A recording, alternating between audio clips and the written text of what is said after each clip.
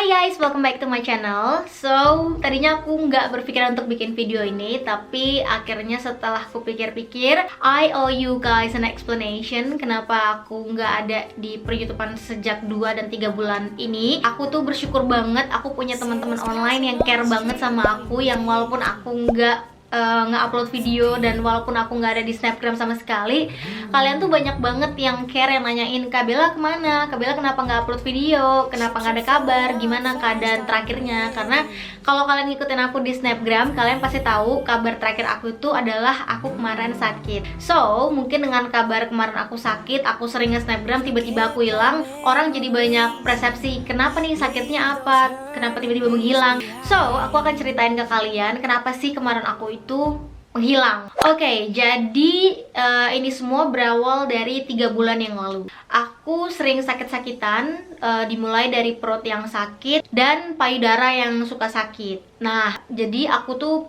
suka ada benjolan di payudara dan aku tuh udah deg-degan, takutnya ini tuh kayak tumor atau cancer, takutnya gitu karena cewek kan kalau ada benjolan di payudara otomatis kan langsung pikiran ke situ kan. So di situ aku langsung cek, aku langsung cari tahu itu apa, dan ternyata dari payudaranya itu nggak ada apa-apa. Jadi itu tuh kayak ada sel-sel yang dia suka membesar kadang, dan sekarang itu selnya ukurannya 1,5 cm, dan katanya kalau ukurannya masih segitu it's fine, dia nggak mengganggu, jadi bisa dibiarkan aja di situ benjolannya.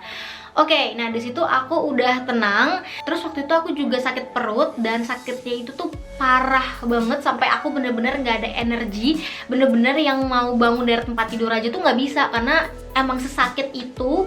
Dan itu tuh sakitnya bukan kayak mau period gitu loh, karena aku juga biasanya kalau mau period kan emang kram gitu perutnya, tapi ini tuh parah banget. Itu kayak apa ya, kayak ditusuk-tusuk gitu perutnya. Apalagi waktu itu perutnya makin gembul, tapi aku nggak hamil karena kan kita kan emang udah program udah dari 6 bulan yang lalu.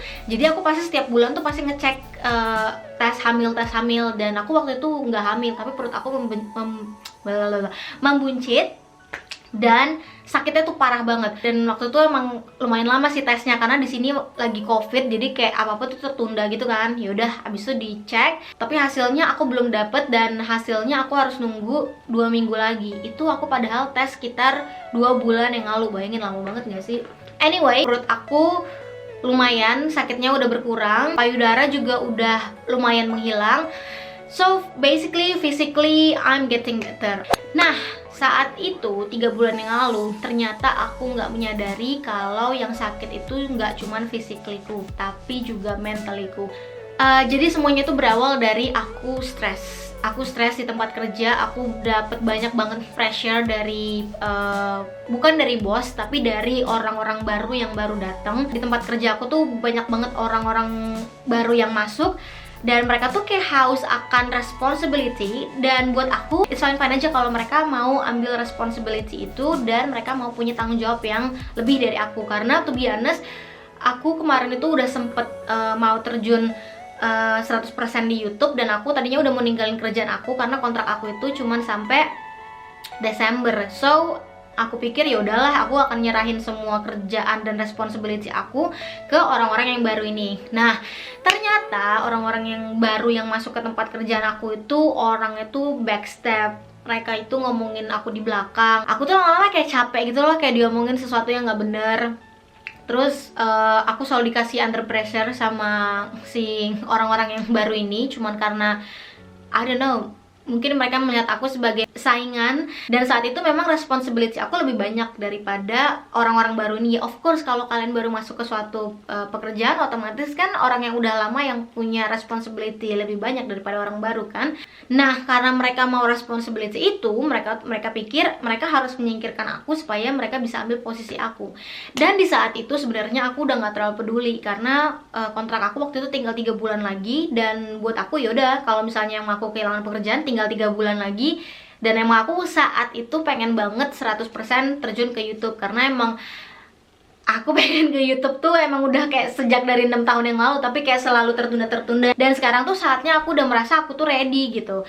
Nah, aku selalu nahan tuh stres aku, selalu aku tahan. Aku nggak pernah cerita sama si Fons kalau misalnya aku ada masalah apa-apa. Karena aku tuh tipenya kalau misalnya masalah di tempat kerja, aku keep it di tempat kerja, masalah di rumah aku keep it untuk di rumah. Jadi aku nggak mau bawa masalah dari tempat kerja ke rumah, dan sebalik. So tanpa aku sadari, semua yang udah ketumpuk-tumpuk itu bikin aku mentalnya sakit. Aku udah nggak bisa main sama Jamie, bahkan aku udah nggak bangun dari tempat tidur, kerjaannya nangis terus. Udah kayak antara sadar nggak sadar, ini lagi ngapain sih nih sekarang gitu. Terus waktu itu juga lagi jalan di jalan raya, aku inget banget aku lagi mau nyebrang sama Jamie, dan We were just children.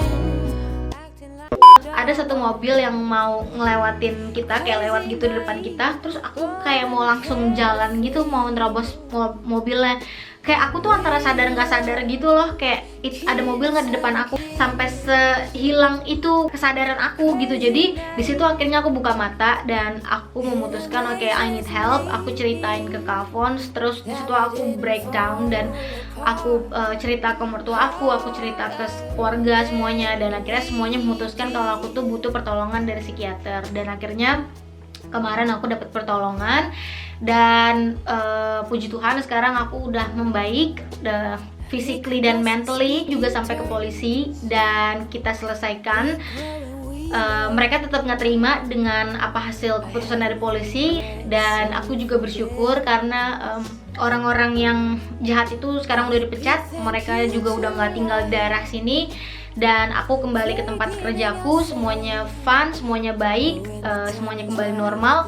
Kesehatanku juga udah kembali normal. Terima kasih untuk support kalian, dan mulai sekarang aku kembali ke YouTube. Jadi kalau kalian, seperti biasa, kalau kalian punya ide untuk video apa, kalian bisa komen di bawah. Dan ya, sekali lagi terima kasih banyak buat kalian semua. Terima kasih buat saudara-saudara onlineku. I love you.